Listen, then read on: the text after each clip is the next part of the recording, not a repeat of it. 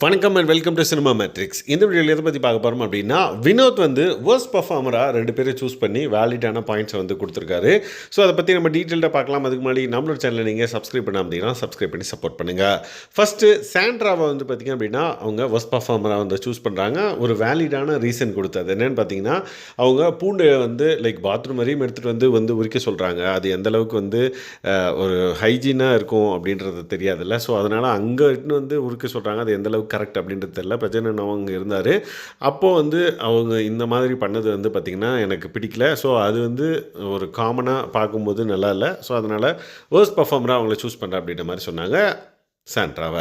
Next வந்து பார்த்திங்கன்னா ரம்யாவை எதுக்கு சொன்னாங்கன்னு பார்த்திங்க அப்படின்னா, ரம்யா வந்து லைக் வர்ஸ்ட் பர்ஃபார்மராக வந்து இவங்கள சூஸ் பண்ணியிருப்பாங்க. அதாவது 2 டேஸ் பேக் வந்து பார்த்திங்கன்னா விக்ரமை சூஸ் பண்ணியிருப்பாங்க. விக்ரம் வந்து ரம்யாவை சூஸ் பண்ணியிருப்பாங்க.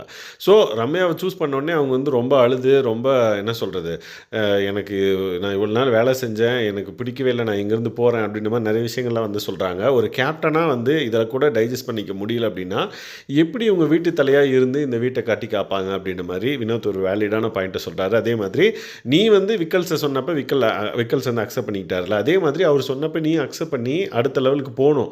அதை அக்செப்ட் பண்ணிக்கிட்டு பட் நீ வந்து அதை அக்செப்ட் பண்ணிக்காமல் இப்படி பண்ணாங்க. பட் நான் சொன்னேன், அதுக்கப்புறம் அதை வந்து அவங்க திருத்திக்கிட்டாங்க, புரிஞ்சுக்கிட்டாங்க.